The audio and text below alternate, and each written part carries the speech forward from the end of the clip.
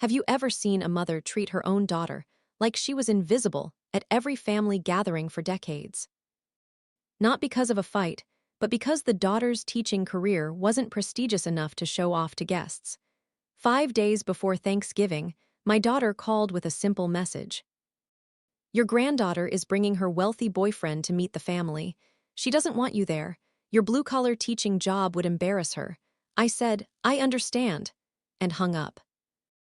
What my family didn't know was that I'd been quietly controlling a $15 million inheritance from my mother-in-law, the exact money my perfect granddaughter was counting on for her dream wedding. And when they discovered the truth 5 days later and came pounding on my door in panic, the tables turned in ways none of us expected. My name is Jasmine Whittaker, 75 years old. This is that story. The call came on Sunday, November 24th at exactly 6:47 p.m. I was sitting in my apartment grading papers on the Progressive Era when my daughter Patricia's name lit up my phone screen. Jasmine, we need to talk about Thanksgiving. I set down my red pen. In the Mitchell family, we need to talk never preceded good news. What about it? I asked. Well, a pause. The kind of pause that comes before a blow wrapped in silk. Vivian is bringing Derek to meet the family. You know how important this is. Derek Hartwell. I'd heard the name hundreds of times in the past few months. CEO of Hartwell Capital, managing over $400 million. Vivian's ticket to the life she'd always believed she deserved. That's great, I said, and I meant it. Despite everything, I wanted my granddaughter to be happy. I'm looking forward to meeting him. Another pause, longer this time. That's actually what I wanted to discuss. Vivian feels that, well, she thinks it might be better if you weren't there this year. The words landed like stones in still water. I watched the ripples spread through my chest, familiar and cold. I'm sorry. It's nothing personal, Mom. It's just Derek comes from a very particular world. Finance, investments, and your career choice might send the wrong message. My career choice. As if I had stumbled into teaching by accident, rather than fighting for my certification while working 2 jobs. I had a master's degree in education and had been teaching for over 40 years. Mom, I have decades of experience. I've been department chair. I've shaped hundreds of young minds. Exactly, her tone shifted as if I'd just proved her point. Derek needs to see that the family is compatible with his world. I thought about last Thanksgiving, the way my daughter had introduced me to guests. This is Jasmine, my mother. She teaches. That pause heavy with unspoken disappointment, while Vivian, the marketing director, received proud announcements. I thought about the email she'd sent months ago requesting my contribution to Vivian's engagement party. Since you don't have as many expenses, I'm sure you can contribute a bit more. I transferred the money without protest. Mom, I said carefully, I could come after dinner just to say hello. Vivian was very clear, she doesn't want you there at all. Please don't make this difficult for me, Jasmine. Don't make this difficult for me, as if I were the one wielding the knife. I looked around my apartment, the one bedroom I'd called home for years. The bookshelves overflowing with history texts, the small kitchen where I still packed lunches out of habit. This was the life that embarrassed them. I understand, I said. The words came out automatically, worn smooth by decades of practice. I hung up and sat in silence, watching the last light fade from my window. For the first time in years, when I went to bed that night, I didn't cry. I felt something else entirely, a hollow space where my patience used to be. And somewhere in that emptiness, something new was beginning to grow. The phone call replayed in my mind throughout the next day. I stood in front of my class, explaining the causes of the Great Depression, while Patricia's voice echoed beneath every word. Your career choice might send the wrong message. I taught my students about economic collapse and systemic inequities, yet my own family considered my life's work a source of shame. That night I calculated the stakes of silence. If I accepted this exclusion, what came next? Easter, Christmas, future milestones happening without me, I would become a ghost in my own family. But the financial stakes were real too. My daughter had already set the precedent of extracting money from me whenever convenient. If I remained silent, the requests would only grow larger. Around 9 p.m., my phone buzzed. A text from my son-in-law Harold. "Sweetheart, I'm sorry about Thanksgiving. Your daughter says it's for the best. I love you." I stared at those words for a long time.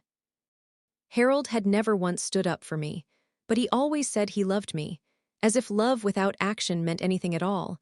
I didn't respond. Instead, I opened my laptop. There was a folder I hadn't touched in months, labeled simply Grandma Aliner.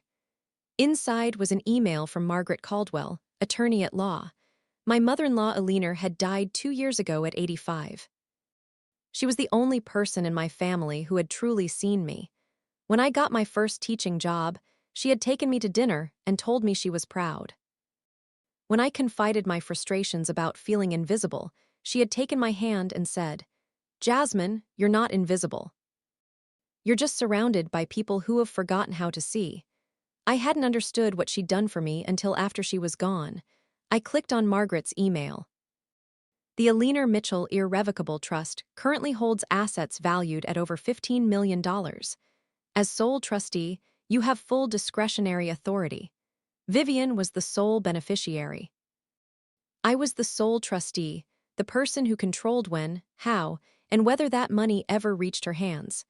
My mother-in-law had made that choice deliberately. She told me in one of our last conversations, "Vivian isn't bad, Jasmine. She's just never had to learn the value of anything. I want you to teach her." I had kept this secret for 2 years. But now, freshly exiled from Thanksgiving dinner because my teaching career might embarrass my granddaughter in front of her wealthy boyfriend, I began to reconsider. Not revenge, but boundaries. Accountability, the right to exist in my own family without apologizing for who I had become. Thanksgiving Day arrived gray and cold. I woke at 7 out of habit. I made coffee and tried not to think about the family gathering happening without me. By evening, I had accepted that no amount of productivity could fill the hollow space in my chest. At 8:47 p.m., my phone lit up, a text from Vivian with a photo attached. "Thanks for understanding, Grandma. Derek loved the dinner. He said our family is so put together." The image showed my entire family seated around the table, 4 place settings, no empty chair where I should have been. I studied the photo more closely.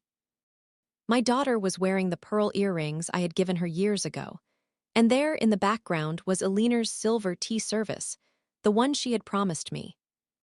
At 9:15 p.m., another text from Harold. "Sweetheart, I'm sorry. Your daughter says this was best for everyone. I love you." I called my friend Rachel instead. She listened as I told her everything. "Jasmine, when are you going to stop letting them treat you like this?"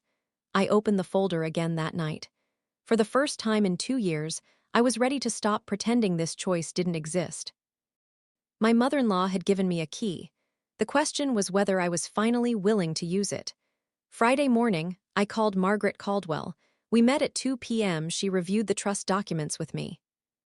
I had broad authority to set conditions, defer distributions, and require financial readiness from Vivian. I decided to defer the annual distribution for 12 months and require Vivian to complete a certified financial management course. That evening, my family showed up at my door, my daughter Patricia, Vivian, and Harold. They had discovered the trust. They demanded I transfer control to them. I refused. The next night was the Beacon Hill Winter Charity Gala. I arrived wearing my founding donor badge. When Derek saw it, everything changed. He realized Vivian had hidden the truth from him. My daughter's perfect image began to crumble in front of Boston's elite. My mother-in-law Aliner's plan had worked. She had given me the power to teach the family the value of things. In the weeks that followed, Vivian enrolled in the course. My daughter's social standing took a hit. Harold began reaching out more genuinely. I set firm boundaries. I continued teaching because it mattered. I honored Aliner's legacy by giving thoughtfully. I learned that love without respect isn't love. It's just habit. And protecting your peace is not selfish, it's necessary. I no longer waited for a seat at their table. I built my own, and it was filled with people who saw me clearly. If your family has ever made you feel invisible or demanded you shrink yourself to fit their image, know this: you are allowed to say no. You are allowed to choose yourself. You are not powerless. You never were. Thank you for watching Hidden Truth Revenge. All characters, conflicts, and events are fictional and created only for entertainment and educational purposes.